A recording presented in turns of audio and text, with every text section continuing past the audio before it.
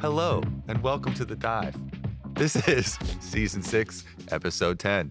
We've got a special one for you because I won my third consecutive bet against Mark C. Azael. For the record, I'm undefeated in bets. I don't think that's true. Against Mark C. I don't know if I've ever done one with you. All three of them have been with Mark. I feel like Mark just does really bad bets, and we both get the benefit of it. Except that time I beat you about Cloud9 finishing winning split. That was also a bad bet. I just still lost. All my bets are bad bets. Yeah, all your bets are. That means they're terrible. just bets because they're all the same level. Oh, is it the first one? The point is, the payout of the bet is indeed the Bell spicy combo that I came up with. And this counts as a ring. This will be our example ring. I can ring this bell at any point during the dive, and Mark will have to eat one of these 3 spicy dinos. Spicy dinos. They give me Dino Nuggies because I'm a child. We put ascending order of hot sauce on the spicy dinos. So number 1 is a mild. I was told this one isn't too bad, but then it rapidly jumps up because there's not that many middle grounds. It's either like, hey, this is supposed to taste good, or this is supposed to destroy your mouth. So this is, I think, on the taste good side. Yeah, enjoy your dino. This one. Oh, you just one-shot that. Should be good. I'm impressed. That's one thing I was kind of. This is a little hotter than I thought it was gonna be. I was on the fence where like the dinos are pretty big. Like a chip would be smaller and easier to. No, Mark specifically requested. The Dino Nuggie. He's hungry. No, I did not. 2, I am hungry. 3, I want. These are real wings. Bone in, forget it. He only eats dinos. Whenever I go to Buffalo Wild Wings, I'm like, you guys got any Dino Nugs? Like, what the hell? Like some Triceratops. So that one didn't do anything to him. No, he's chilling. No, that is like a hot sauce, but not bad. Okay. That I thought it was gonna be even like I thought it was gonna be more like sweet and like sweet chili. Yeah. You ever had those ones? Well, it's fine because the point of this is not for me to put you in pain. The point is control. No, I think the point is control. Pain is the method. Control is the objective. Yeah. Okay. I just love too because all I can think about, and we were just saying this, is like Elden Ring bell to do summons now. Because I just finished Elden Ring. That's what it actually looks like. Careful. It's very similar. Yeah. If you accidentally ring it, he has to eat the dino. So you gotta be careful. Don't worry, I didn't waste it. Leave him in suspense. Again, all right. control. Yep. So this will get worse in time, but that's a sample. For sure. All right. Well, LCK, I wanted to talk a little bit about what's going on with some of the COVID stuff in the LCK, and obviously the T1 run has been pretty historic, and it has been really fun to watch. But like, I know some people have been talking about this on socials, and I've been feeling some kind of like frustration or disappointment with it. It's just kind of, it sucks that T1 is having this amazing run. It's tarnished. It's absolutely tarnished. It has to be. And they don't get an opportunity to actually prove that they can do the legit undefeated run, because even if they go undefeated, it's like, well, when you played Gen G, they had subs, there's forfeit games, there's been like They literally played a whole challenger team, you know? It's like... Yeah, like any of those games could have theoretically been losses, right? And T1 can't prove that they wouldn't have been losses, and these teams can't prove that they would have been losses. And I've just seen some like really silly stuff online too. Like there was a Reddit thread basically saying like, it's like not in the LCK. It's basically like it's Kespa and like Korean laws to do with, you must have a referee in there, like there in person and all this kind of run remote matches. And it was really funny because this was super upvoted. And then Genji Arnold, who's the CEO of Genji, was literally like, nope, you can just have a referee on a webcam and watching the screen, right? And so clearly it's like there's some misinformation going around in both ways. I think people are being somewhat hyperbolic on one side, but also some of the old rules no longer apply. Like basically what he said is it's like, yeah, it's a new world, right? Like people have to figure out things with COVID, right? Things are changing, and he was hoping that things would have changed more quickly. Obviously his team was one of the teams that got kind of hurt by this, where Chovy's having to role swap and then Chovy's sub down, all this sort of stuff. It just sucks. Yeah. To recap for people real quick, they've had so much COVID for a lot of the players getting it that they've had to play with subs because they're not allowing the teams right now for some reason to play remotely, even though at the beginning of the pandemic, they did. LCK literally had remote play previously. That's why me and so many fans are so confused and unhappy with what's going on right now, because they have done remote play in the past. And every other league is doing. So I don't know why they're not allowing remote play now, but that is the core issue, is that they're not allowing remote play. So that's why so many of these games have been tarnished by having subs, or we even had a case where there was a full challenger team, and T1 beat that both games in under 20 minutes. It was a 19-minute game and then like a 19:45 game or something like that. Yeah. And you're like, well, that was glad we played that one. That should be on their record because that's that team, right? I think that's where if it is a little frustrating for a lot of fans. It's not just okay. T1 can't actually show how dominant. If you 19-minute game someone who's like a professional team that's played together and it's the 5 men that you were expected to play against, that's insane. Against a it's a challenger team, so it is it's professional. Yeah, but like Team Liquid League. going up and slamming, I don't know, like no org here would be like kind of the thing that you're talking about potentially, or it's just like it's not quite the same feeling. Yeah. I think the idea of calling it like, oh well, we do this for competitive integrity, which is kind of what the messaging has been a little bit about so far. It feels like the opposite of competitive integrity to most people. It feels like, how is it more competitively integral? Whatever. It's not. Yeah, it's not. But like, how can you possibly say that making a team forfeit instead of allowing them to actually play their games in another environment is like less? And I think the only argument would be that if you believe that they could be cheating from home or something like that. But again, to Kobe's point, like this is the new age. How do you not have contingencies ready for when shit hits the fan? It's going to happen if it feels like it's COVID pandemic still. And then on top of the fact that like, I think there are some reasons if you are a cynic, you can probably figure them out a little bit about, oh, wow, they have fans and media and all these things going into this, really nice stadium. I wonder why they're allowing them in there, like I wonder if there's some incentive maybe for why you would open up your local stadium, I need a divider for these things, by the way. Yeah. Mark's I'm going to work my way down. Kobe doesn't want to be grouped together. This is like the grocery store. I need one of those little bar little bar to lay between. For the checkout. My phone is like a stopper. No. But yeah, I think like that's the cynical angle. And I don't know how true that is, but like, it's hard to believe that it's just because the government, when it's not the case, and Arnold has said as much. You're like, it's just because competitive integrity reasons, when no one buys that either. It's obviously there's something else going on. Yeah. I mean, it's a shitty situation. Hopefully they can find a better solution, because it would be a shame for sure to see teams miss out on playoffs and have like important matches decided by this. And theoretically, if they're continuing down the same path, what happens if someone gets COVID right before the finals? Are you going to have the finals be, a challenger team or forfeit? Our very own Mark Z had a pretty funny tweet, I thought, at least, about the situation too. Since MSI is going to be in Korea also, Mark was like, we've got a new ruling where all the teams have to forfeit to T1 because, they can't get into the country or whatever, Actually, the hypothetical situations are just also getting ridiculous right now. So hopefully everything gets a little bit more ironed out. I mean, there's also no transparency behind. I'm just still so stuck on. They had remote play before. There's no remote play now. WTF. Yep. But anyway. The one final thing I'll throw in there too, on the point about how historic SK or T1's run could have been, because in SKT did it in 2014 winter qualifications right after winning the World Championship. This was when they had the OGN system, and people differentiate OGN stats from LCK stats because the formats are really different. But they went on a run that was 17-0 in game score. They didn't drop a game in 17 straight games. They played 2 through a qualifier, 6-0 in a group stage, 3-0, 3-0, 3-0 on their playoff run. And that is absolutely insane. And like, if you want this version of T1 to break into that category, it's just kind of hard when you're like, yeah, well, all these other factors were going on. I also just don't think they really can, because they've dropped games in the best of threes. They're undefeated in best of threes, not in games, right? So to me, a 17-game winning streak against that level of competition is pretty. It feels almost impossible to match, right? Yeah, like it's pretty insane. But T1, absolute beast this year, probably the best team in the world. I would say pretty much everyone thinks. So I'm excited to watch them. Regardless of the competition right now, T1 are massive. They're absolute beasts. All right, Svenskeren back to C9. Kind of cool to see him coming back to. I guess I don't know exactly what the thought is, but he's listed officially as like a sub, a jungle sub. Yeah, I got a lot of questions on this streaming like over and over, and I really don't think it is a big deal as far as the pickup. To me, this is a very innocuous. We just need a sub that could actually sub in, because as of right now, with the import restrictions, Cloud9 could not sub Malice in for Blabber for their jungle position because they have Berserker and Summit.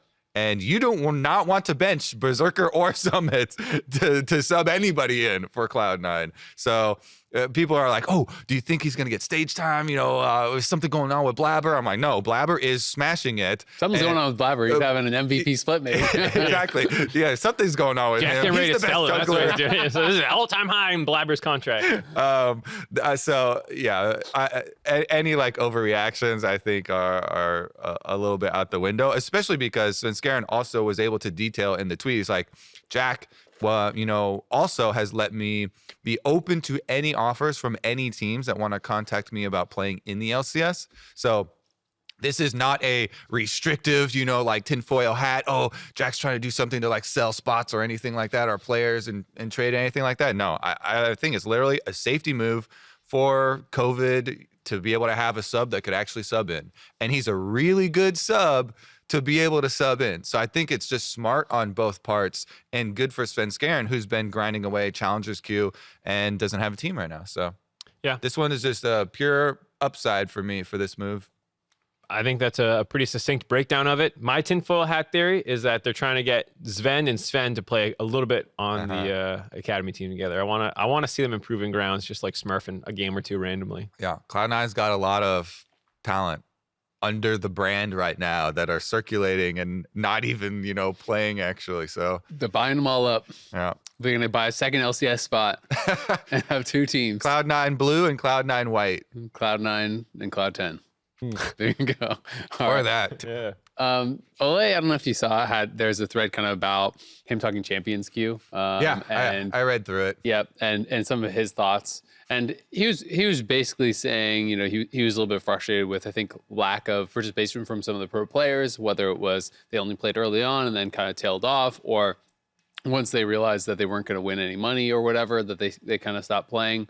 He talked a little bit specifically about like support queue times versus mid lane queue times as well. And he's saying like support's getting half the games that mid lane could get. So like there's some difficulty for him. He's like basically like, if I got to play as many games as JoJo, we had the same win rate, I would have been first place, that kind of thing. That to me is a little bit neither here nor there, because they're working on issues as much as they can with Elo, and it's not gonna be perfect.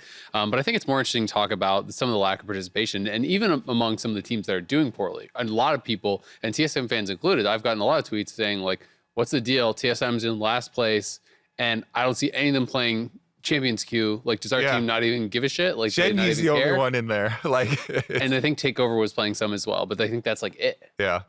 That I read through that last night as well. And it was really interesting because he had a bunch of listed out frustrations, and you could tell it was stream of thought. He's listing all these things. He had like 10 down there or something, but they all came back to two main issues for me. And one of them was, like you're talking about, the LP system, which has been freely admitted by the Champions Queue Council. Hey, this is not ideal. We slapped on the most basic +10, -5 just to get it started. And at least that does encourage people to play more games, which is the second point that Olleh hits on. The frustration of the drop-off you talk about and people not playing as many games as the split went on.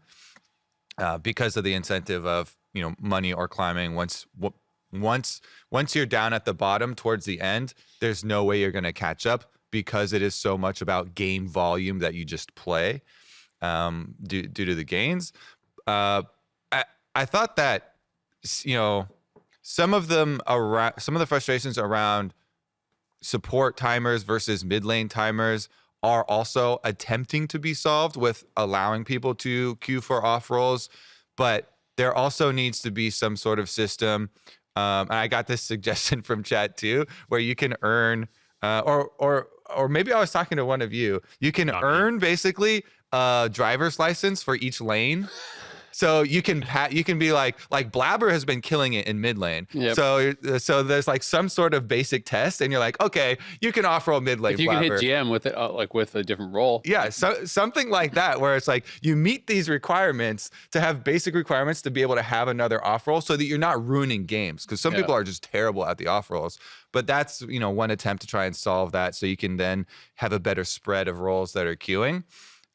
It's really hard though, because talking to pros, I've talked to a few pros about Champions Queue, and people basically like want two things that are opposed to each other at the same time, right? Where it's like, I want faster queues and better queue times and more games, Also, I want less people in there. Like get out all the riffraff and make it, make it higher cutoff and blah. So it's like, well, you can't really do both. It's just not the way it works, right? Like at a certain point, if you want faster queue times and there's not enough mid laners, you add people, right? Which means even if they're not as good.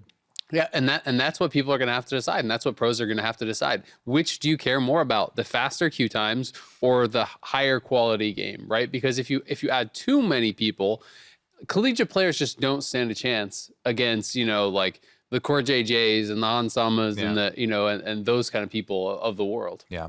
The main point from Olleh that I really resonated with me was he was really frustrated that players did not grind as much as he was going to grind.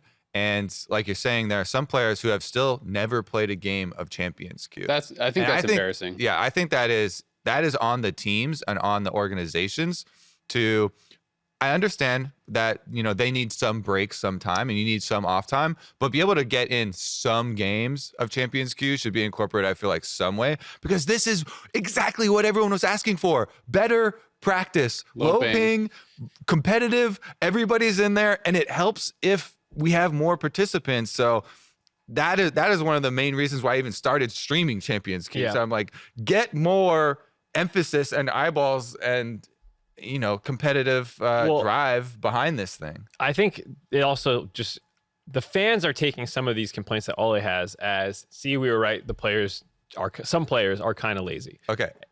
Yeah, I don't agree with that, because again, I was streaming last night. There were 80 players playing at the same time. And Olleh was talking about towards the end of the split, it dropped down. He was saying there was way less. There was like 20 or 30 playing when the rewards weren't there. And he was like, players need to have that drive themselves to improve and work. And I think obviously the fans are not talking about like RJS and the people who have gotten on there who are not on like the pro teams currently. I think they're obviously targeting more the people who are on a pro team and not using Champions Queue. And I think, Olleh went into even the schedule a little bit. Brain freeze? You okay? You gonna choke? I'm purposely not coughing to not interrupt you, so don't call attention to it. Well, you look like you're dying. I don't know if you need help. He's going to die, but he's not going to cough, so keep talking about it. Exactly. So Olleh also went into the schedule of pros currently right now, where it seems that they do a single best of like a 5-game block, 12-5 is their schedule. And he was even saying, like, what are you doing after that time period? Because he's like, I eat dinner, and I come home, and then I play Champions Queue the rest of the night. And he's like, even if you're not playing it the rest of the night like I am till 1 o'clock, what are you doing? Like, where are you people? Like, where are my fellow, teammates and opponents? I don't even see them in Champions Queue sometimes. So that is something that I think I resonate with quite a bit. When I coach, like, we wanted to be the hardest working team. It was like a point of pride. And that can lead to burnout. And some players can't do the same load as others. I don't expect everyone to be JoJo, but Zero, not playing solo queue, those kinds of things, to me, I sympathize with the feelings that the community starts to have. Because to me, I'm like, what are you doing? Like, why? Especially if your team sucks. It's hard to justify. Yes.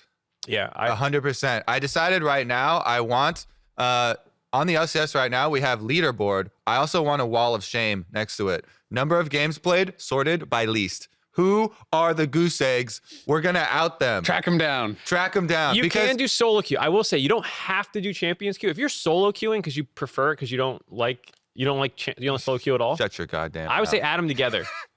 Add the games together. Fine. Yeah. We'll add them together. We're not going to allow them together, though, because people have Smurf accounts, right? That's the reality. Everyone knows. Shut your goddamn everyone knows mouth the with Smurf that. account. But I do feel like pretty much everyone should be in Champions Queue, at least some, right? Yeah. And even if you are in solo queue instead, I do think it ends up feeling pretty bad when it's like so much has been asked for over the years, as far as like having this great server, having like low ping West Coast. To me, I never thought it was going to happen because it seemed almost unrealistic. Yep. And then the fact that not only did they get that, but then they put, what was it, $400,000 in prizes over the course of the year. Like, this is a huge investment for this thing that people have been asking for a million years. And then if pros don't put their time into this, if by the end of the year it's going to get weaponized against them, it's going to get taken away. 100% it will. Like, it's not going to be there. If I'm Riot and I'm putting 400 grand up for this thing, and you guys are telling me this is the region, our region sucks internationally compared to these other 3 big regions. Yeah. And then you don't even use it? Like, are you shitting me? Like, of course it's going to be gone, and pros are going to have no one to blame but themselves. Yeah. So I know this sounds really extreme right now, And so I want to walk it back a little bit that at the beginning of the split two, at least right now, last night, there were 80, again, concurrent players in games and in queue for a decent amount of time in the evening. So that is, I feel like, pretty healthy. There are a lot going. But Olleh's main post was about, hey, watch out at the end, when it starts to not matter for your games because the top has basically already been determined. But I'm glad that people are having a extreme reaction now because they want to protect this, and because people really care about this. And it's brand new. If people start feeling like they're getting tired of it already, like this is the preseason first month split of it, right? Like, I can see a world like to Olleh's point, it's like it ebbs and flows in peaks and dips, but like, it's the first time through. There's people who have an incentive beyond the monetary one, so that hold on to this. There's people who have an incentive beyond the cash rewards that like the people who just got in through high elo might be chasing more. I can see a high elo player being like, oh, I'm out of the running, I'm gonna go back to solo queue now. But like pros, amateurs, academy players, like you have a reason to use this still. All right, just to wrap it up real quick too, that's another thing, because I know that Champions Queue and the council that they have are already working on a couple things. You mentioned the rating system for matchmaking. They're making a more nuanced one. LP gains not going to be static. As well, they're also working on a process to get players at the top of solo queue some way to earn their way into Champions Queue so that they can add more players and it begins to grow. And that should, by association, increase the quality of solo queue itself too, because people have more drive to get to the top of solo queue so you can transfer over. For sure. Yeah. It should be really interesting to see how it goes. I mean, I've been loving Champions Queue so much. I'm really happy. I've watched some of your streams of it, and I like watching a lot of the pros streaming it. It's just way more interesting. It mirrors competitive, not one-to-one, but so much closer than solo queue does. And it's fun to see people kind of thrive in those different situations. We got an Anchor FM question here from Gia, but we have to do text because the audio was super scuffed. So if you are sending us the Anchor FM questions, try to even just use your phone. If you have to use a webcam mic or something, it's not going to be worth it. Just submit it on your phone. Or if you are doing your phone, try and go into like a closet or somewhere that will have like better acoustics, because I don't know the situation here, but if you're outside on a street, that will be a problem. So just try and isolate yourself a little bit. Trying to make sure we can get your questions on. There you go. All right. This one comes from Gia again. In the wake of TL's loss to C9, does that reframe Bjergsen's performance this split? Is he as dominant as you expected him to be? So I requested us to cover this one because the word dominant interests me, because we even use this word in discussing best NA jungler of all time. And I might have a different perception. Dominant doesn't always just mean best to me. It also means like the style in which you're playing. To be a dominant player, I feel like you need to be exerting your will over the game. The pick ban kind of becomes about you. In-game resources become about you. You might be getting buffed up by your entire team. Your team might be drafting like Ori Karma, and it's like, get in there, blabber, but like if you're the one running the game over, you are dominant. And I think taking that part into consideration, I don't think Bjergsen's been dominant this split really very much at all. And that's why, to me, the question is just a weird one to ask from my own perception, because Bjergsen and Fudge, the mid laners on the two best teams, are more supportive this split. Even when they play things like Ahri, it's about like setting up for Blabber to find kills and stuff like that, or Blippo or Hans and these kinds of things, or Summit. It feels like they are not the dominant forces, even if they are potentially two of the better mid laners in the league. I would say we don't have any dominant mid lane. JoJo's maybe the closest to trying to be dominant. Yeah. And JoJo's probably got one of the most aggressive lanes that we have. He often takes aggressive laning runes, tries to play most matchups on the edge. And he has been dominant in his Syndra versus Ryze matchups and stuff like that. So yeah, JoJo's probably the closest. But yeah, I guess even kind of zooming out and looking at all of the mid laners in the league, that is one of the hardest ones when people are like, oh, who's the best mids right now? Or can you see this mid laner being top 3? I'm like, most of the mid laners I feel like is kind of a wash towards the middle. There are some people are playing better, of course, and some people are playing better. But kind of to your point of differentiating dominant versus good or top 3 or whatever, bringing it back to like the Blabber Xmithy one, I would concede that Blabber is definitely a more dominant jungler. while still holding on to my position of Smithy best. Bjergsen actually had an interview with Travi Gaffey That's my favorite nickname. Yeah. Wait, what's the one that he hates the most? Gaff? What was it? Yeah, the Gaff. The Gaff. He really hates that one. So if you get mad at him, I'll be sure next time I see him. You can have another weapon. There you go. It's the Gaff. All right, what up? Okay. Anyway, so he did an interview with Bjergsen, and Bjergsen was kind of basically talking about even this specific thing where he was like, "Yeah, Hansam is having a lot of pop-off games. Bubba's having a lot of pop-off games. I hope Bjergsen's gonna have some pop-off games." and he was basically like, "But it kind of feels like." My teammates are just killing them by 3 minutes, and then it makes sense for me to just like play through them. Yeah. Right. And he was saying that's like the problem with having such a good team is that oftentimes his other laners are so dominant that they're like creating these leads. And then it's unintelligent to play risky at that point because the game is going to be won off of Hansam and Core's lead that they created. So now all he has to do is enable them and create space for them and stuff. So he was kind of talking about it through that lens. And I do think there is merit to that, right? Like the game doesn't always have to be about you. But I would agree that he hasn't been dominant. As far as specifically, like, is he as dominant as I expected him to be? I did not expect him to come back in smashing. Because, like, I don't know if you guys remember this offseason discussion, but, like, watching his streams in the offseason, I thought he was playing really poorly on stream when I was watching him. So he is better than I thought he was going to be. At least, like, he was way better from the word go. I would not say he has been super dominant, but, like, I think Bjergsen is for sure top 3 mid laners in the league. Like, he's up near the top.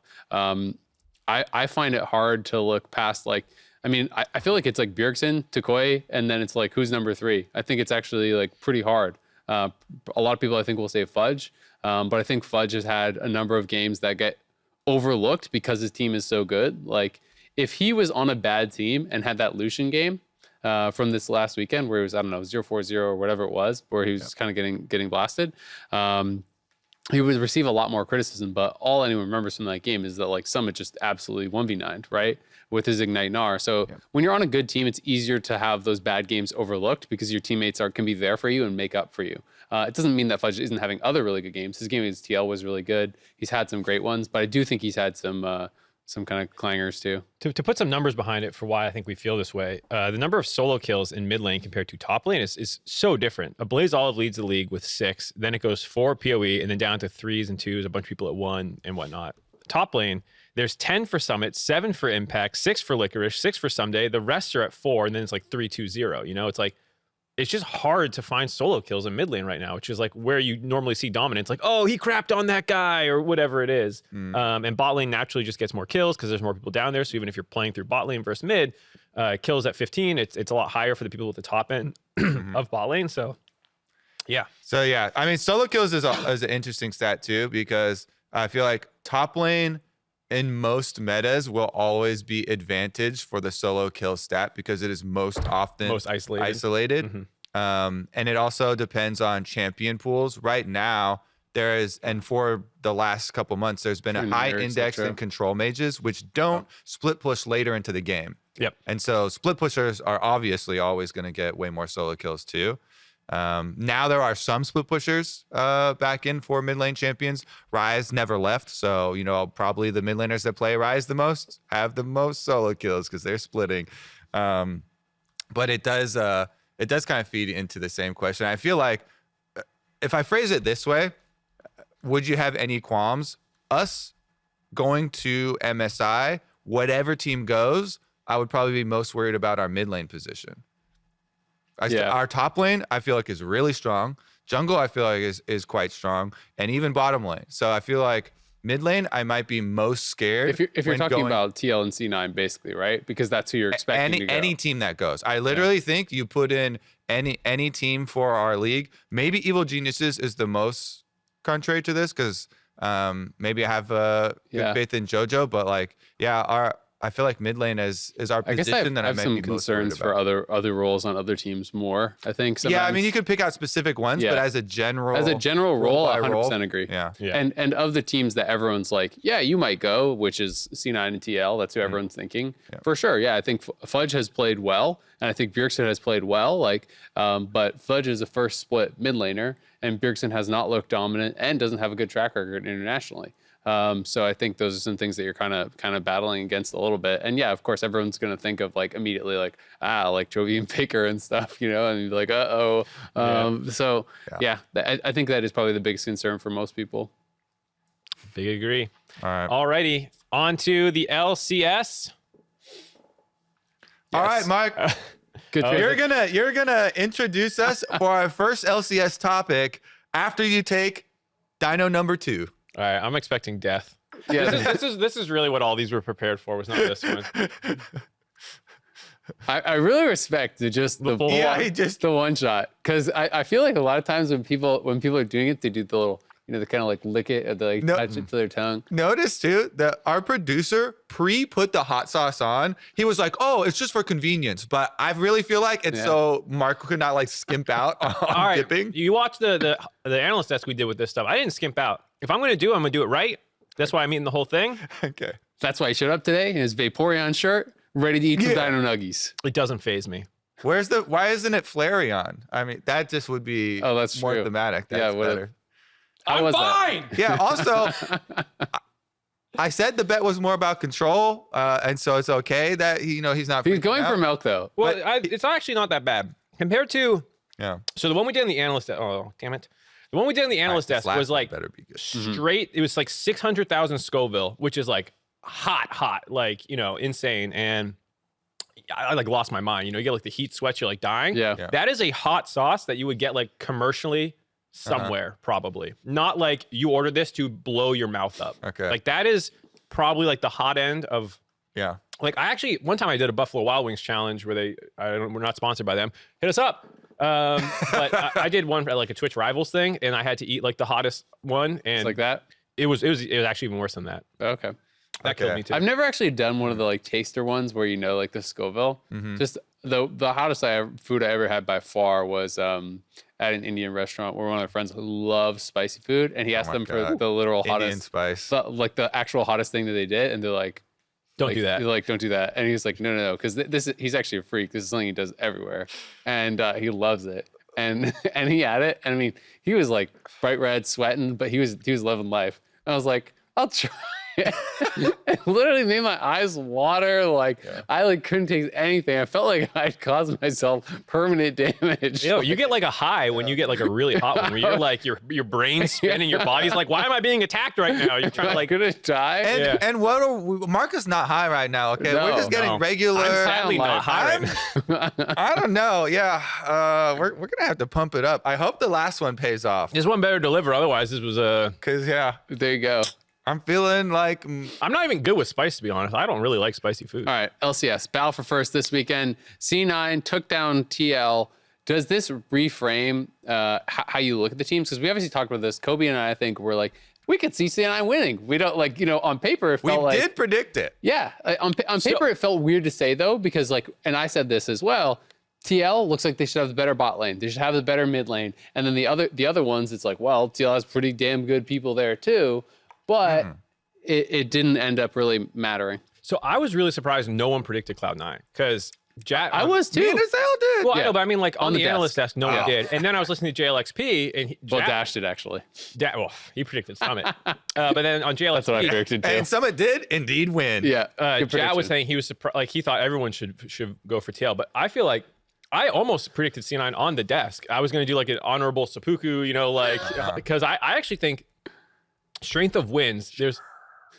I swear to God, I would have done it, but I thought someone else was going to predict C9, so I didn't need to. This was for his bet, by the way. This was for the bet. I would have done honorable, like I knew I was going to lose the bet, but I actually think C9, you could make a case, was favored. And if I didn't have the bet going, I would have flip-flopped because I think strength of wins, C9 has looked way more dominant than TL, where they've had a number of games where they looked really sus on if they should have won that, if they deserve to win that. Yeah. They've thrown in the mid game a bunch of times. And I think there was a pretty compelling case to want to go C9. It's not on paper, but like watching the games. When's the last time it looked like they might lose a game? Even including this TL one, they were never really that far behind. Idea to attack Summit. It was like an all-in kill Summit strat. You have Viego for dives, Rise to move topside, then you go 1-3-1, Jax counter pick, all these things that set up shutting Summit down. And Whippo actually like had control of the lane. They pulled off one of these dives, but Summit's just too good, man. He still found a way to like contribute in every situation. The biggest thing to me when I watched Summit in that game was his patience, right? I feel like, and I've watched every time he streams, I watch it. I watched like all. Did you watch last night? I did. Did you watch the 1v4 quadra kill? Yeah. I watched that live. I was like, my mind was I watched blown. it live from Lorlo's stream though. I didn't know he was. That's how I found out that Summit was live. Switch tabs. It was so funny because I was watching it live, and so I watched from my perspective. I went to watch the Summit clip from his stream, and I was expecting comms to pop off. I was expecting his teammates to be like, "Oh." There was nothing. There's just question mark things. Are you kidding me? Yeah. And then someone's like, yeah. And he like fist butts his camera. Yeah. And so that was cool. But I was like, what? If this was like, Valo or something, people who are dead or people who are watching, the teammates are all like hyping the person up. I was like, what the hell? This man, for reference, it was 11 and a half minutes into the game. He is Tryndamere. He's split pushing. He takes 4 enemy team champions on. Two of them arrive a little bit late, but for the most part, it's a 3v1 and then a 1v1 at the very end. And he kills all 4 of them with a minor lead on this Tryndamere. Well, he had like an 8-minute Gale Force. So I don't know, minor lead.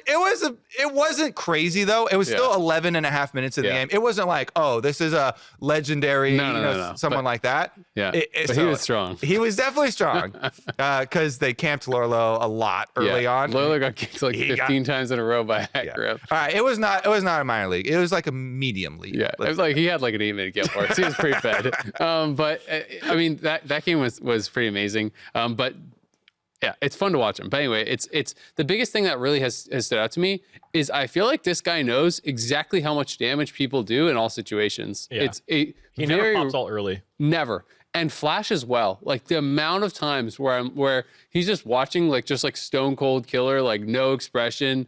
Like he's down to the last auto, but he knows their spells are on cooldown and he just doesn't use Flash. He's like, I'm going to get out of range here. Like, it's totally fine. And that was really exemplified. I felt like even when the dives did work, he popped all on Tryndamere so late every single time. Where it's just the last second. He just has the damage just down to a science. I find it so impressive to watch. And it does make him very, very difficult to punish because unless it's a perfect gank, you don't get anything from him. And in that game, it was interesting because I did feel like once Whippo hit 2 items, like at the point when he hit 2 items, I felt like he won the 1v1s versus Tryndamere if he ever got them. But Tryndamere just didn't really take them. And Sion was finding picks and had like a better 5v5 setup. Like I think they actually had a really good 1-3-1, but C9 didn't need to play through it because they didn't hard commit to split push, right? Like Tank Rise and a Frozen Heart Jax can both win that 1v1, but their 4-man was so much more powerful. Like when you look at TK, Jinx, Victor, as well as the Trundle, like TL just couldn't fight that at all. Yeah. It did another thing for me too, because in watching that game where he's on Tryndamere and then also watching some of the games in Champs Q where he's playing other champions, it solved one of the things I had in the back of my mind from talking to other top laners after they scrim Summit. I'm like, so how good is he really, like in actual 1v1s, like, over the course of also scrim data, not just stage games? And some of the top laners would give their bets a little bit of walking back, and they're like, yeah, he's really good, but it's mostly just Gnar and Jace. And so then I started to get this in the back of my mind. I was like, oh, maybe there's some champion pool stuff here. If it's just Gnar and Jace and him knowing both sides of it, then you can like take away a little bit. But now in retrospect and looking at some of the other examples, some of the data, opponents. I'm like, I think that was just these other top laners trying to rationalize getting their asses beat on Jace and Gnar. And they're like, yeah, he's really good, but only on those champions. And I'm like, well, has he played you on any other champions? No. Have you forced him down to Tryndamere yet? Because when you do, it's not much different. He's never beaten me on Heimerdinger, I'll tell you that. I ain't seen that in a minute. No, I think the other thing too is outside of Summit, Cloud9 are incredibly clean. Fudge doesn't really make mistakes. He's like lowest in deaths for mid laners. Berserker doesn't really make mistakes. And so when Han Sama goes melee range twice on Zeri and like dies, I'm like, all right, well, that's a big problem. And they have these mistakes that they make that C9 doesn't. So I think that's why Cloud9 is the best team in the league right now. And it's not just swayed by this one game, but like the magnitude of cleanliness that they have over Team Liquid as a team right now. Doesn't mean Team Liquid's not going to catch up or it's going to change. But I really do feel like if you go back and watch Cloud9's games, like when's the last time, like other than bet Blabber, you I can find mistakes. Blabber is the only one who like kind of runs it sometimes. But I think Summit actually does a dumb death almost every single game. Yeah, there was the one where he makes this amazing outplay. I just remember. Yeah, because that one is in everybody's mind because that was just. Well, even in this game, he had one in the bot lane. He died going behind the turret before. His Camille game, the TP bot on Camille when he was 1v0 versus, and he comes in like literally 30 seconds late in a 1v4 and dies. Yeah. He has one bad play almost every single But it's not an int in like a team situation where Team Liquid will be like, oh, we just biffed an entire Rift Herald fight and we're down 3k gold now. Yep. Dang it. It's not the Bwipo death in the side brush, which a lot of people are quick to point to and blame the whole game on that. But I feel like the game was pretty rough. Comp-wise, they were in trouble, yeah. And I think that's why Bwipo was trying to look for a flank. Wasn't a good play, but still. Yeah, I mean, so C9 definitely makes mistakes, I agree. But they are pretty controlled overall. Yeah. I just think that I mean, my criticisms of C9 is more like if you're comparing to TL, I feel like the 2v2 from TL creates a lot more advantages by themselves generally than Berserker and Winsome, right? Like things like that can be a concern if the other side of the map doesn't blow up. Like you would expect them to get an advantage. I also think that Zeri just like is not nearly as good anymore. I think that it doesn't scale nearly as well as Jinx, even probably previously, and definitely not with the base AD nerfs where it's like you're pushed more to kind of the crit build, or at least Triforce Titanic doesn't scale nearly as well. So I just feel like TL's draft was kind of weird for how they actually ended up playing out the game, and I think that was part of it too. I still think Zeri, I still think she's extremely strong. I would be interested to see if we do have more Zeris building the crit build, because that definitely got hit less. Yep. It does make you more squishy, and so you might have to have other things in your team comp to try and deal with that. But I think that'll be interesting to track the builds if they do start to change as well. But I personally, and I think that they were even working on some more small nerfs for Zeri another round. So I think she's really strong. She's not out of the water. She's really strong. Nerfs. She just like when I think about that team comp, and it's like she's not the champion that you want to just have AFK trading farm against a Jinx, right? Mid lane while your slide lanes. Yeah, exactly. You definitely never want to be AFK trading farm with that champ at all. I feel like. You want to be skirmishing. She's one of the best AD carries in the entire roster of champions at making actual plays because she can jump so far through walls and chase. And has so much chase potential. And that was kind of my problem with it in the TL draft, because it felt like they drafted to play 1-3-1 and like AFK farm mid, but then they couldn't actually 4v4. They couldn't 3v3. They won side lane, but C9 won everything else, so it didn't really matter, right? Yeah. And that was kind of the problem there. But it was a really exciting game. I really enjoyed that one. I'm glad that it did kind of deliver on anything on a pretty high level. It was very exciting. 100 Thieves. They 2-0'd, had a bit better of a week for themselves. They took down GG as well as Fly. Was a huge comeback. I guess it was in the Golden Guardians game. That was like they were 11K or something.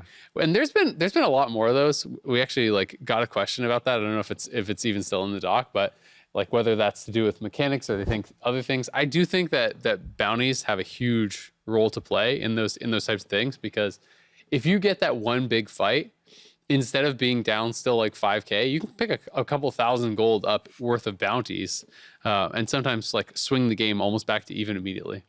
Yeah, I think a lot of it's just the play too. Like the Golden Guardians game, it's been memed to death already, but like no one from Golden Guardians touched top lane for like 12, 15 minutes or something. 100 Thieves caught the wave like once or twice, but Chakra has had a time skip of like. Yeah, also people posted that on Reddit, I think, before. I think, all right, this is a content side table for a second.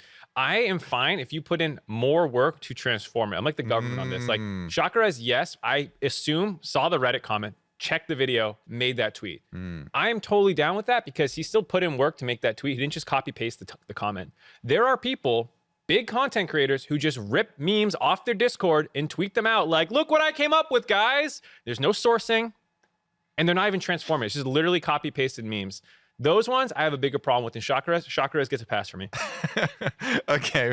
What were we talking about again? Oh yeah, 100 Thieves. About the comebacks and stuff, right? Yeah. Well, okay, and we kind of started to divert talking about Golden Guardians a bit too, so we might as well lump them into this discussion. Yep. Because I 100% agree. It was not just that memeable situation that got so much publicity.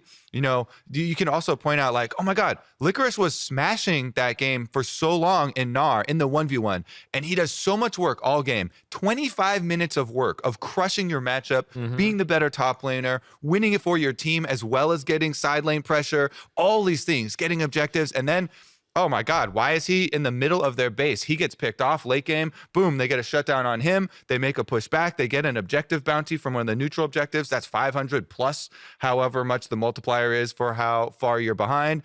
And it's just huge slingshot type of thing. I think that has been my issue with the gold bounties in general, is that I think they need to get toned down a little bit. I still actually think it's a good idea theoretically overall to have this motivator for people to have visual and audio. Do you think it's good for pro? Should it be a solo queue only thing? I know that's like kind of a fake world. This is interesting. It's a very different question. Let me just finish on the overall one for solo queue, because I think it is good for solo queue. Yeah, me too. I think most people would agree, because it just helps with basically organizing your team and focusing your team so you don't forfeit and you guys are going for objectives.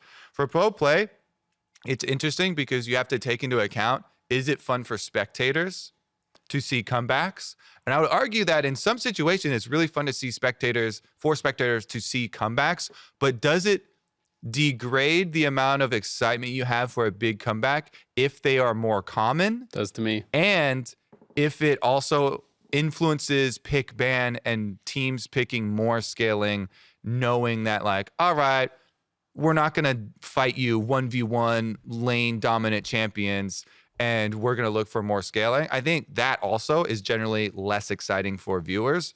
And so those two things just kind of initially would make me like gut check say, maybe I think it is much better for solo queue than it is for pro.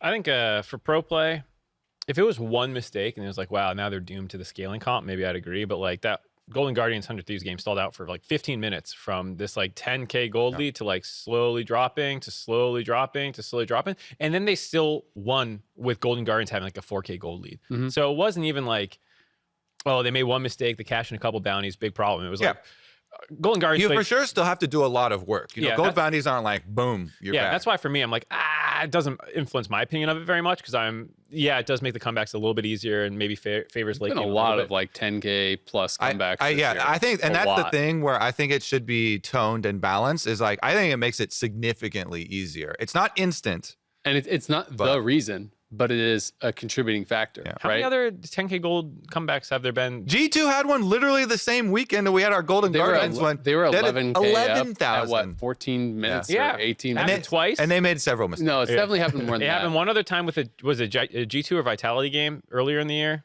I mean, I can't name off all the games. I bet I can count them on one hand. Which, if you're going to use that as your argument, if we go back before objective bounties, how many could you count? 0. Probably goddamn goose egg, Mark. That's how many. The like CLG and MSI one is like the only one how that's many in my can head. we count, Azael? Ziggs games. Every game with a Ziggs in season 5 Was not from 10K down. 10K down. No. Watch SKT S. Shut the hell up. Thank you, Cody. What? Do we have like an hour left? That's what it's for, baby. We've gone through like 3 teams. Really? All right, you shouldn't have. No, you set it up. I don't agree to this. Get the hell out of here. You couldn't see him on camera, but our producer sent over the PA with hot sauce in hand. He was going to add more. And Mark chomped it. You can't just like start slapping stuff on like, oh, the bet's this, but now it's this, and now it's this. I do respect. I asked for the sauce. I do respect that, but at least give me some like fake. Oh, it's so hot. Nah, Mark's chilling. Nah, big chilling. I've been. Didn't even need his row of I've drinks. been had. I've been had. It was still funny though. Yeah, it was. I appreciated the bell. Yeah. Yeah. So there are way more comebacks for sure. Like, and I'm sure that we can find stats to actually back that up. Like, there just are more comebacks, whether it's solo queue or pro or whatever. And I do think for me, it changes the conversation when there is a big comeback. Very often to talk about bounties and stuff, it feels like more of a negative than a positive. It's like, it's more of a bounty thing than it is like an incredible play to come back. But I mean, Golden Guardians clearly just have so many late game issues. Like they're actually a good early game they throw team. so often. Oh my They gosh. throw constantly. It's actually really sad because they do turn in some really good performances. Licorice, he's playing against the Sion, but like he created such a good lead and extended that lead so well. And it just sucks to see that this team cannot seem to solve those issues. And it's a lot easier said than done because mid-late game issues, I think, are so complex. It's like, it's very difficult. This one player is not recalling when we tell him to, and this, and this. And everyone disagrees on how you're going to do it and when the right time and what the mistake is. But it just sucks to see because this is like, they are on this big downhill kind of slide. This one came in slow. Yeah. This also reminded me that I wanted to touch on one of these episodes because at the beginning of the year, now you can get your enjoyment. we were He's hurting. at the beginning of the year, we were, and I think rightfully so, hyping up Lost and Olleh. Nice. He's crying a little. We got a little bit of a tear. We need like There's a slow burn. a zoom in on his eyes. At least we got something out of it. Maybe he's faking it now. I think not a good rightfully actor. so, though, we were hyping up Lost and Olleh because they were getting so many of these big leads early on and doing a lot for Golden Guardians. But if I remember that game specifically, Lost actually had a lot of gold and on the Kaisa, and he was not so able cowardly. to carry. It did not. He was not positioning for damage. This is one of the things that I always like to use Double Lift as an example. One of the things he did best was squeeze out more DPS by being very aggressive with his positioning Play the line. and looking to, fight his way out of situations and use the threat. As an AD carry, yes, you're fragile, but your threat comes from a lot of your damage, and obviously the zoning of your teammates helps a lot. But Doublelift would use the threat that he has and the damage that he can put out to take away possible plays from his opponents. And so I always like to see AD carries that can ride that line. To me, that's what that whole position is about. Especially on Kaisa. That's what the whole position is about. Blow someone up. Is riding that line of playing, I'm a glass cannon, I'm a fragile, high DPS, high threat champion. And that's why I like watching, that type of play. I felt like every team fight that they lost in that game, I looked, he had ult, he had flash, and he had cleanse at the end of every single one. And it's like, you cannot pick Kaisa, get a fat gold lead, and then just be like only hitting frontline with your autos, right? It's just not how the champion works. And you could argue that like the front line should have done a better job setting him up, like the Nocturne and the Gnar and whatnot. But at a certain point, you got to try something. Yeah. Back to 100 Thieves. I was about though. to say, back to 100 Thieves. There's a patch right in the dead center of the back of my tongue that's on fire, and like the top of my mouth. I think like I put it right there. So they were the Nuggie place. 100 Thieves should have The felt Dino that good head. though. 100 Thieves still in trouble in my mind because they did beat FlyQuest right after to get sole possession of third place, but just how that Golden Guardians game looked, it feels like there's a mini revolution going on where like Immortals is tanking, Golden Guardians is tanking, CLG's coming up the rankings a little bit. Immortals does have like an easier strength of schedule. There's like all these parts that you can get into, but it does feel like who is the third best team after the top two is still a little up in the air. It's probably 100 Thieves, but it's not like they're super convincing as they are that team. And then who's going to end up in playoffs is still up in the air as well. I mean, it's one of those things. It's kind of weird because like, are they their best team? Well, yeah, kind of, right? Like They have to are. be, technically. They're in third, but I do think to me the greater discussion is anyone beyond TL and C9 a championship threat? And right now it feels like no, right? And that's the greater discussion for me is because I think coming out of lock-in, we thought EG and 100 Thieves were also in that discussion. And that it was going to be like, for potentially, at the start of the year, people were like, well, if TSM really works out, like they could maybe even be in there too. Obviously that ship has kind of sank. But like EG and 100 Thieves, I just don't think have been able to consistently play at a high enough level to actually consider, at least for me, to even consider them beating C9 and TL in best of, right? Like I just can't see it happening unless they have a really good last 2 weeks. It's kind of like changed my mindset on that. They just haven't looked that good week over week. What they need to make that happen, for me, feels like mid lane and bottom lane need to even just recover the level that they used to play at, even last year. Because Abadage and FBI were both so much more dominant, so much stronger last year than they have been. And I really liked the Vex pick. I think Vex is a super good counter pick into Ahri, LeBlanc, other other type of like melee assassins, like very good versus Akali if they pick Akali early into Yasuo, these types of things. And Abadage, he was even disappointed in his own performance. He was like, I'm so I could pop off so much harder on Vex, even though they get the win. And so I think that's a good inkling. And so you're talking about, can I see them challenging? I can still see 100 Thieves and EG. I can craft this in my mind. Those teams being what we want them to be, you know, the ideal version of themselves. Mm-hmm. And what it's going to take is Abadage and FBI and Huhi getting back to their levels of play and being able to construct those not just lane phases, but also mid-game fights that we came to see from them. Because I came into this year thinking, oh man, someday might be the one, you know, is he going to have to split time with Tenacity? Maybe he's going to be the weak link. No, he's been literally the only one carrying it. Well, Closer as well. I think Closer deserves his credit too. But those two, I think, have been definitely carrying their weight. Yeah, I think we mentioned EG as one of these other teams that are like, we thought maybe they could contend for the title coming into the year. Because they were in finals and lock-in. Yeah, and they looked good. They've been really disappointing. And I think even still, like as they're getting a little bit better, I'm still finding things that like bother me. And they get a lot of heat from their draft from the community. And I am surprised how much their drafts get heat when like their bot lane is just like running it one game against TL. Like straight like level 2, they try and all in and just get obliterated. They take a horrible reset. They lose their bot lane turret. They did come back and immediately 2v2 killed them right after that, though. Yeah, and then Danny died because he used his flash then. And he walks up to the wave and gets flashed on by the Karma. Like, they just mess up basic things. Like, your flashless Jhin, your Renata's not there. You walk a little too far to lane. Corey J flashes on your face. Also, that's a weird combo of champs, though. It's still supposed to be double root. Like, you saw it happen there. Yeah. Root into root. You throw a trap down underneath them, too. Like, Renata looked bad in, like, almost every game. I know this is a tangent, but, like... Poom said he didn't like it, too. It was super high priority. But I also just felt like the champion is good, but people don't know how to actually pick it into their compositions. I see them run a lot. A lot of Renatas run just like running around the map too. Yeah. I think there's a lot of like just high mana cost, especially if you're going Relic Shield, which then it can be, you can pretty easily. But it's also just one of those things where it's like people were picking Renata like almost in the place of like a Leona or something, it felt like.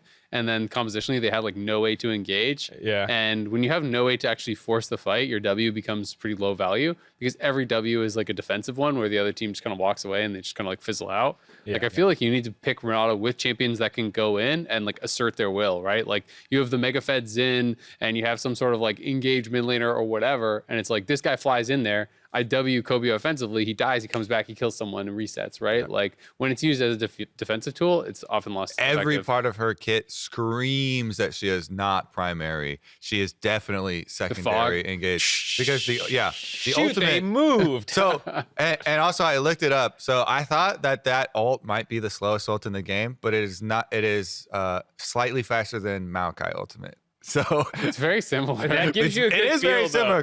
Maokai Ultimate is slightly slower, but it is a lot wider. You know, it's like the whole that's a good demonstration of it. You know, you get the little roots. It's exactly what it is. Maokai sticks his arm under the earth and just starts going like that. Yeah, I feel like so. Yeah, anyways, back to EG. I just think they have a lot of in-game issues too, and I feel like people just tunnel on the draft or whatever it is, and I don't feel like there's enough discussion around like, hey, their bot lane's really inconsistent in laning phase. I think Danny is usually really good outside of it. His Zeri's super clean in like late game team fights compared to like the Hans's when we were looking at that, but they just like blow up games. Inspired's sometimes super ineffective, sometimes really impactful. Like the TSM game versus the TL game is just night and day with what Inspired got done. Like fail getting top because I think he did some really weird stuff, then dies mid, then does nothing for the early game, gets chunked out before the Elder or the Soul Point situation. Like I just feel like there's so much inconsistency with some of their members that it makes it really hard for them to find a lot of wins. And I feel like JoJo has the inverse problem of Danny, where Danny I think struggles in lane sometimes, and like he had always had that issue last year as well. It was more often with farm, like they would just lose the 2v2s. People weren't sure, is it support, is it him, whatever. Mm-hmm. Whereas JoJo, I think, has a really aggressive and impressive laning phase, but he seems to this split have had a lot more positioning errors and stuff and gotten punished in a number of games, in team fights. So, I mean, we're talking about EG as like the potential top 4. They're in 6th. Right, like they're behind Dignitas and FlyQuest, and I think that they have played like a bottom end playoff team, which is surprising. And it is, correct me if I'm wrong, I'm pretty certain it's 6 teams for playoffs. So we're back to that VAT, which I really do like. And it means that like, yeah, there's some teams that actually are threatening them. Like CLG had a 2-0 week. Is CLG looking better than EG over these last couple of weeks? Like, I think that's an argument you can make for sure. Yeah. Part of it is the strength of schedule thing. Like teams like Immortals haven't played C9 and TL. Yep. Or excuse me, they have. CLG hasn't. I don't think Dignitas has. And I think there's one other team. It might be Golden Guardians.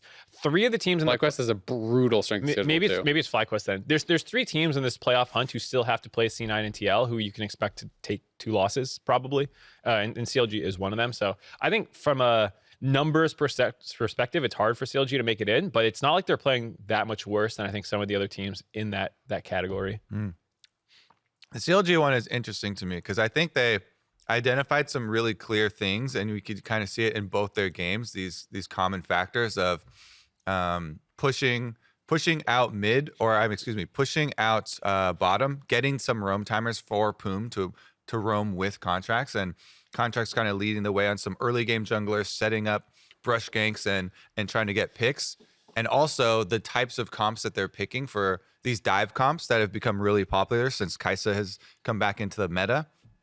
They've been able to really successfully use. So I'm really curious to see how in the next week will teams be able to adapt to that.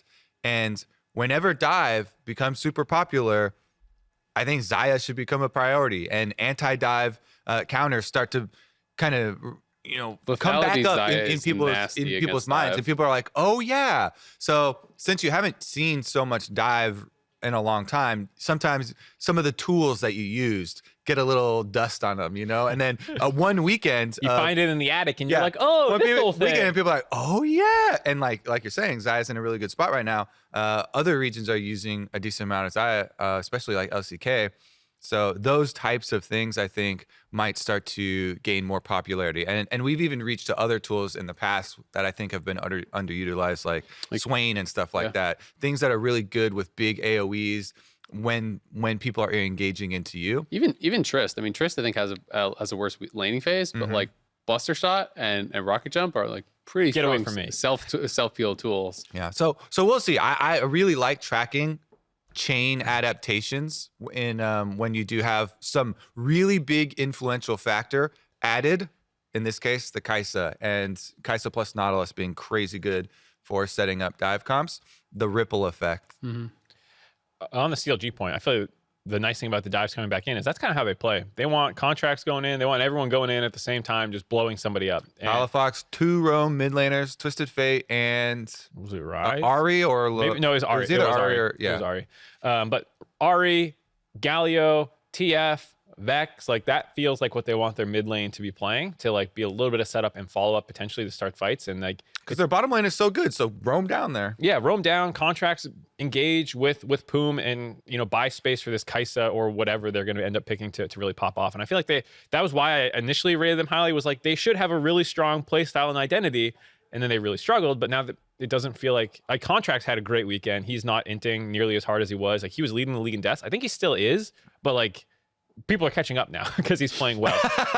It was like he was running away with it, and it's coming down. The differential is... I'm going to check for my boy Contract. I'm pretty sure he's only leading by... I looked at this up. He's only leading by 2 now, but I think he was over like double-digit lead over the next closest before that. Yeah, he was sprinting it for a while. So like he's playing a lot better. His Rek'Sai game was good. Yeah, he was really good, and that's why I think I want to give him a little bit of a shout out, because like I've gone hard on him. Not to take all the credit here, but I play Rek'Sai in our flex queue games with Contract. And you were taught him everything you know. And you were his Valentine, which I think maybe he was inspired. Yeah, he might have been. There's a good chance. Yeah. But I like CLG. I hope they can keep it up. Yeah, it's interesting. I mean, they had a good week. Dig also had a really good week. Went 2-0. Not a tough strength of schedule as TSM and IMT, so it's like hard to really, I think, judge that much from that, because those are 2 teams that are obviously struggling. But like that feels pretty notable. GG 0-2 and TSM also went 0-2. So some of the teams that are falling still feel like they're falling, and like TSM in particular. I don't know if you guys remember, but when Freak was on the dive, or maybe it was JLX 315. Yeah, the 315. And I was like, that's ridiculous, right? And then now I look at him like they still only have 2 wins. So there you go. So I mean, he may have been on the money, but I am actually surprised that there weren't more changes, because I had heard, rumors about potential Jensen and then potential, some of these other mid laners maybe getting picked up, Jizuke or even Niski, etc. So like I thought, because my big argument against that was TSM's going to do something, right? Like they're going to pick someone up or change something big. And they have done some stuff, because right after that was like the Shen Yi thing. And then they brought Takeover in. I think they're looking a little bit better with Takeover. But clearly, like, they are the worst team in the league. And that Reggie, give your house to Jensen. There you go. Don't sell it. Literally just hand over the keys to Jensen. A little trade. Yeah. I think it's a little... I don't know when the window would have been, but the season honestly felt pretty doomed to try and make that change. So I think you were saying like for summer, I think is when, if a change happens for TSM. But if you're changing for summer, shouldn't you change now so that you're starting off in summer on a little bit better of a clip? From what I've heard, they need to change now. I've heard things are just on fire over there. Well, even if you watch TSM Legends, like they're like, I think I talked about this in one of the previous weeks, but like the players are clearly taking it hard, right? Yeah. Like, and I feel for the players, and I feel for the the staff and everyone who is going to be like getting a lot of heat. There's huge expectations for TSM. They've already far and away done worse than any TSM team has in history. Like that's just, a fact. I forget. TSM has never even missed playoffs. TSM's never missed playoffs. And when you look at like bad teams historically, like this is historically bad for LCS, not just for TSM. For the historically best team in regional play. Yeah, like 1 in 17 Coast, I think, was like the worst team ever. And you're like chasing that right now. So to the point that it's super on fire, I agree. But I also feel like you kind of, as management, it's like making a change now will not save this current moment and probably could only be bad if you bring in like a Niski or a Jensen, because they're going to be like, oh, wow, I'm just like in this like on fire situation. If I was one of them, I'd be like, I'll see you in summer. I don't want to join you right now. Like, give me a month to actually scrim with this team and like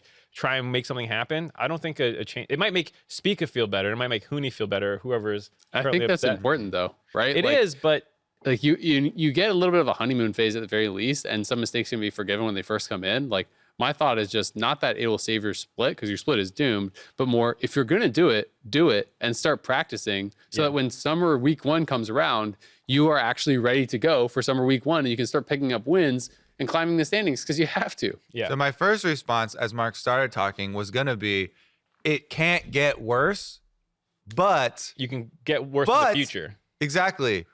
Then I started thinking of it in the terms of like, if you have gangrene, then you actually want to cut off the limb and not have it touch, Jensen or whoever's coming in. They don't want to. I'm with you. They don't want to be infected by what's going on now, and so you might actually want a clean break. And who knows how substantial the changes are that they're thinking about, because it's not just a player personnel issue. I would argue like 2 and whatever they end up becoming is bad. There's a lot of problems, and you need to make probably big changes, not just bring in Jensen. Like I think we need multiple changes, and that's why I think finding a time where you can slam all these in and not have pressure on the players, because they're not going to make playoffs. They're going to have extra time to make these changes and stuff. That's why I'm also just surprised, to be honest, that they didn't just, when it's going this bad, that they didn't just like, let's all in on Spica. It's like Karma mid every game, and like, or Zillion, and you're just like playing stuff around Spica and just doing like heavy invade strats and trying to snowball early with like champions like Olleh or whatever, just like something, right? Because it doesn't feel like they have a clear direction, and they're kind of just playing standard for the most part, but aren't really able to match up. And yeah, it's definitely tough for TSM fans who I think have never had to experience something like this. It's rough. The only other team, I don't know if you guys have any other last ones you want to hit on. For me, kind of Immortals. I hinted at like their strength of schedule being easier. They do have 100 Thieves, but then outside that, it's TSM, CLG, FlyQuest, Golden Guardians. So while it is a scary situation to be in right now on a 5-game loss streak, I believe maybe it's 4. It's 5. Got their losses out of the way. They got some of them out of the way, and then they can hopefully do a rally, because this is what happened through the first round robin, because your super weak team is the same as the first time through. I mean, they're 4-9. They're pretty far off. It feels like they're pretty far off. But if you go 4-1, and you end up 1 game under 500, that's going to make playoffs probably. But are they better than half the league? Well, I'm saying that like this is exactly what happened in the first half of the round robin, where we were kind of down on them. They were 0-6 or whatever it was throughout the year, and then they start playing their easier opponents. And then they rally, and we're like, hey, they're not that bad. And then the same thing happens, and we're like, oh no, they're not good anymore. They're the 9th place team. And then they're probably going to win some of these games. Yeah. And I don't know if they'll make playoffs, but I think 6, 7 is still actually where I put them right now. Yeah. So I think they're a little they under have their 100 strength. Ds. Yep. And then they have TSM. Yep. He And just then went through. He just you said all you of them. everyone? He just said all of excuse them. me. I didn't hear. They're gonna. They can easily go 4-1, is what I'm saying. Okay. I heard the 4-1 part. I guess I just missed. Like, Yeah, which you team lose were to 100 saying. Thieves. You beat TSM. You beat CLG. You can beat FlyQuest. You can beat Golden Guardians, who also You can, but I also just could so easily see them losing to all those teams. I think so, but I also I swear this is literally what we did the first time in the first It is round very robin. similar for sure. I mean, and strength of schedule matters so much, right? Yeah. Like FlyQuest has EG, TL, and C9 all still remaining. So it's like right now you're in a pretty decent spot in the standings, but you're kind of expecting like 3 losses there, right? And Same thing happened first round robin with them, 5-1 to 5-4. Yep, and they're 7-6 right now, right? So it's like if they get at least those 3 losses, then you never really know. Like I do think that the last 3 or 4 spots in playoffs are probably going to be really close because 7th is like there's 2 teams tied at 7th, 1 game down on EG right now. Immortals is only 2 games back. It really only feels like TSM is just like fully deleted from the equation. Yep. I know mathematically, I think there's still theoretically ways that they can make it, but like I think it would have to be pretty crazy. My whole point with this is that it's very interesting that the 9th place team, I think you can make a compelling case to make playoffs, which means there's 9 teams in the playoff hunt right now in a 10-team league. Like that feels cool. Are to you me. compelled? I'm super compelled. I would eat another wing. I'm so compelled. Another Dino Nuggie. I want you to. I feel like Where's my I got ripped off. I didn't get what I wanted. And he ate it before they could add more, and then Well, because you can't just start doing other things. Like I got a battery you have to eat now. Like here you go. You can't just start sticking new conditions on there. You can't just make stuff up after A battery is very comparable to additional hot sauce I of think the so. same type that you're having. Some of these hot sauces are basically battery acid. all right, next bet. That's a high stakes bet right there. You got to eat a battery. You might die. Yeah, there's a good chance if you have to do that. Let's do our Twitter question real quick here. We do have one more. Cabo Lowell asked us, Sion showed up a couple times last week. Are any other tanks likely to show up, or is there something specific about Sion that makes him viable? I mean, I We think, also saw some Ornn. yeah, Ornn I think is viable. Malphite, I absolutely think should be getting more play. He's still seeing some too. though. He's good as counter little pick. bit, exactly. Good as counter pick. Yeah. That's one of the things with Sion is more of a safe blind because even Sion's bad matchups, because you use your TP pre-6 and then you hit 6 and you have your ult back to lane. So it's like you kind of have double TP.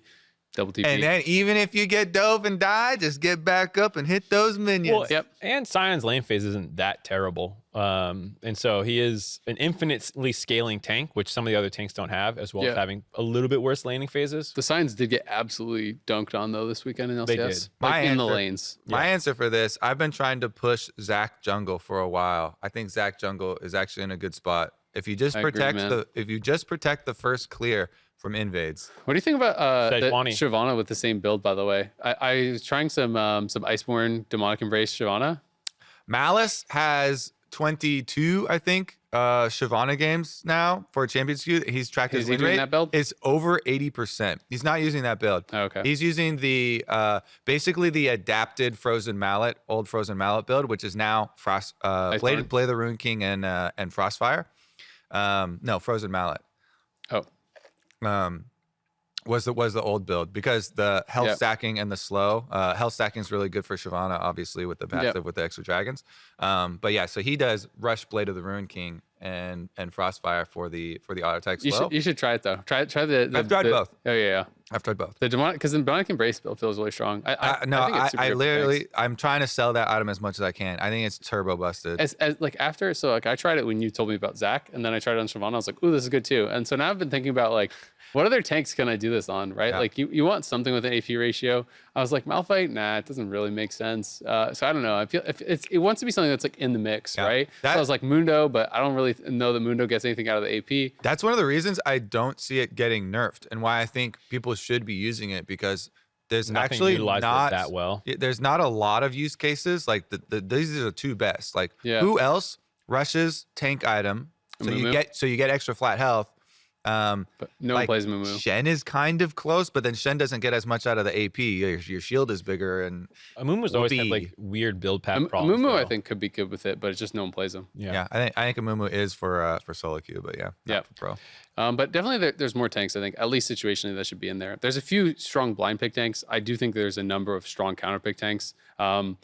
You mentioned the Summit pop-off game, but I also watched him get kind of clapped by some games subsequently after that. One game he played against Lolo, he was like enormously up in farm against Lolo's Malphite, but he lost the game, right? Like he's playing Jace, Malphite's down 30 CS, but Malphite was extremely valuable. Pressed R. Yeah, exactly. Every time his jungler comes, he presses R on you, and if you don't have flash, you die, right? So if you can get through the early levels, I know one of the big things people talk in pro about Malphite is that the wave can get stacked on you because you can't contest level 1, and then you can get dove. And if that happens, it actually happened, I think, to Cloud9 at MSI last year, or maybe it was Worlds. I remember this situation.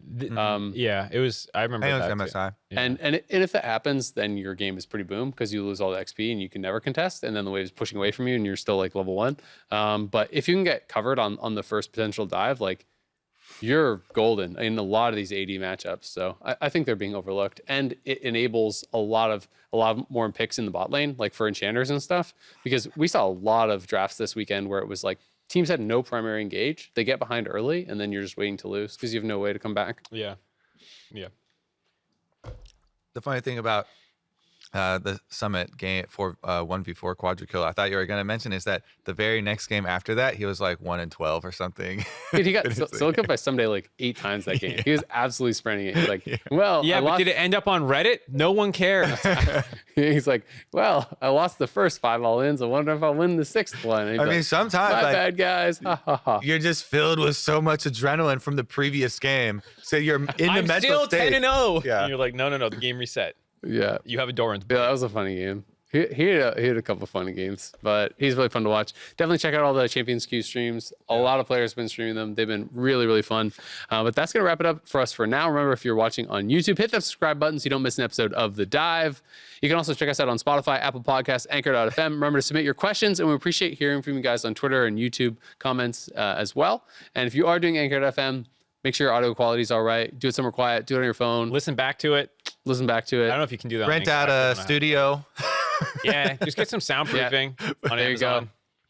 Just go hit up Kanye, See you this weekend. My game I'm looking forward to the most is 100 Thieves EG. I think on Sunday. That because that one determines if either of them are going to look strong enough to challenge the Kings. There you go. All right, well, LCS continues Saturday, 1:30 p.m. PST. Immortals Progressive versus 100 Thieves. We'll see you there.